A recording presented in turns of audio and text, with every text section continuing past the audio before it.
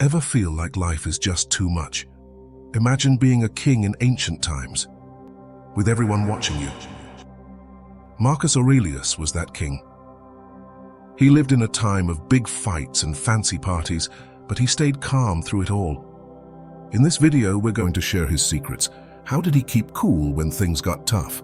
Stick around and let's explore how his wisdom can help us find peace and positivity today. We've got some great tips that you won't want to miss. Marcus Aurelius was devoted to fulfilling the true purpose of life, never allowing himself to be swayed by worldly pleasures. One of the key tenets of Stoic philosophy which he practiced is the ability to distinguish between what we can control and what is beyond our control. Epictetus, another great thinker of this school, emphasized this in his teachings, stating that most events, except for our actions, are beyond our control. This realization is not only clear but profoundly liberating, offering a fresh perspective on the world and our interaction with it. Stoics don't urge us to completely withdraw from the world but to accept and realistically approach our limitations. They believe that focusing on things outside our control only brings unnecessary burdens, particularly when life is filled with suffering because we overly concern ourselves with factors beyond our influence. If we continue to let external factors dictate our lives, we become mere puppets of fate, often blaming those who control us when in reality we have willingly given them this power. By ceasing to focus on external influences, they lose their power over us, and we find true inner peace. Marcus Aurelius's ability to remain unperturbed by things beyond his control allowed him to navigate the many challenges he faced during his imperial reign. He could concentrate on tasks he believed were divinely assigned to him. This freedom from external forces was perhaps his way of focusing on what truly mattered, or for someone else, it could be a path to a serene and carefree life. When life becomes challenging, we should stop worrying. But how? This video explores Marcus Aurelius's philosophy on how to worry less about anything. Subscribe to our YouTube channel to discover new Stoic wisdom and step closer to a better version of yourself. In his meditations, Marcus Aurelius often differentiates between the present, past, and future. For each category, the ancient Roman emperor offers valuable insights on how we overly worry about inconsequential things. Let's start with the future. As Seneca said, we suffer more in imagination than in reality. This means our thoughts about the future are often the source of our suffering. Our imagination tends to run wild, creating numerous scenarios, most of which are unlikely to occur.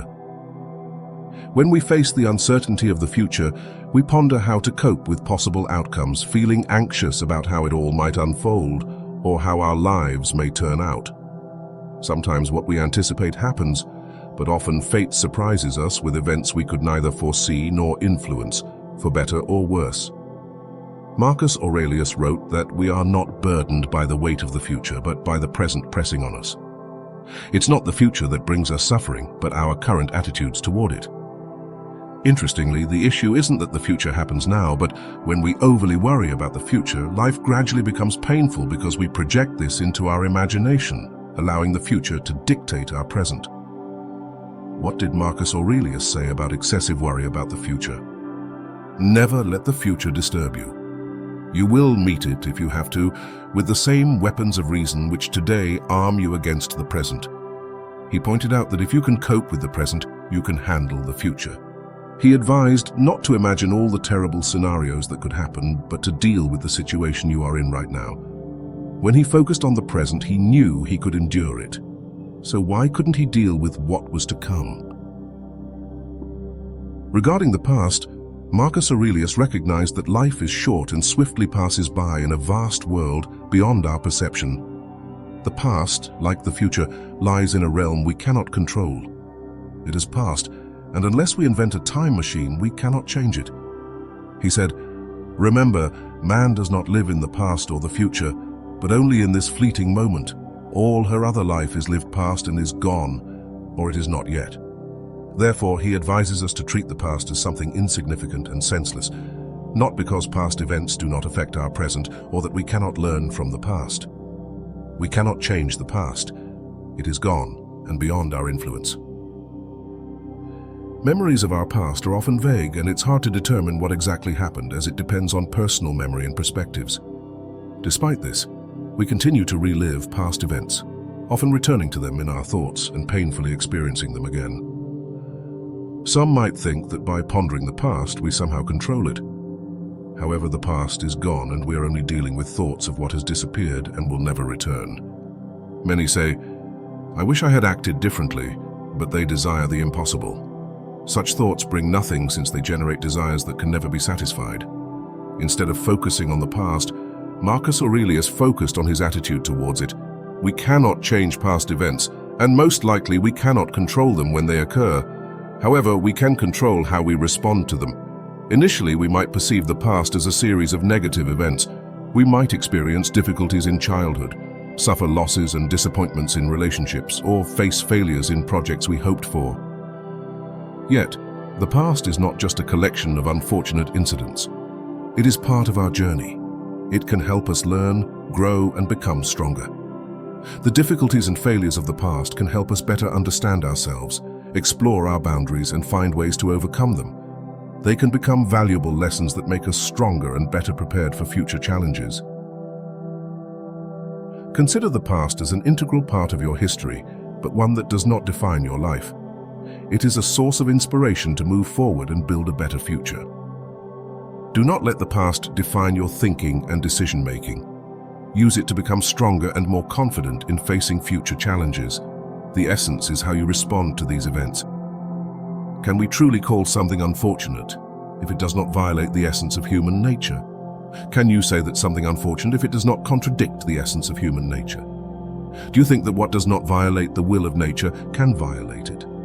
Do you know the will of nature? What happened prevented you from acting justly, flourishing, self-controlled, correctly, clearly, honestly, humbly, qualitatively? What allows your true nature to thrive? Marcus Aurelius did not completely deny the value of the past. He viewed the past as a textbook, seeing how everything develops and repeats in cycles. When it comes to the future, our imagination often works unrestrained, creating numerous scenarios of what might happen, many of which may never come true. At first glance, we think about how to cope with possible consequences, feeling fear before an unknown future, or before what will happen in our lives. In some cases, exactly what we anticipated happens, but most often, fate surprises us with events we could not have foreseen, neither for the better nor for the worse. Some people spend a lot of time and effort preparing for possible scenarios, but life does not always go according to plan, and these plans may not come true. However, do not be discouraged. Instead, we can learn to adapt to changes and adjust our plans to create a meaningful and exciting life. Despite this, we continue to worry about the past, often scrolling through events in our minds and re-experiencing the pain they caused. Some may think that by pondering the past, we somehow control it.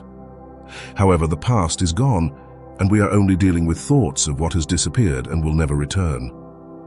Many say, "I wish I had acted differently," but they desire the impossible. Such thoughts bring nothing, since they generate desires that can never be satisfied. Instead of focusing on the past, Marcus Aurelius focused on his attitude towards it.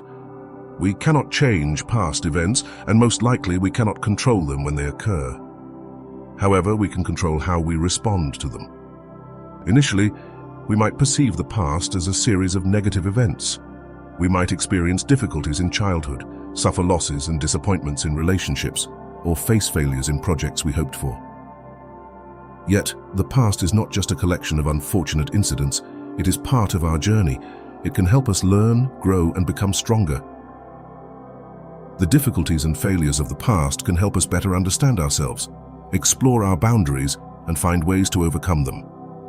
They can become valuable lessons that make us stronger and better prepared for future challenges. Consider the past as an integral part of your history, but one that does not define your life. It is a source of inspiration to move forward and build a better future. Do not let the past define your thinking and decision-making. Use it to become stronger and more confident in facing future challenges. The essence is how you respond to these events.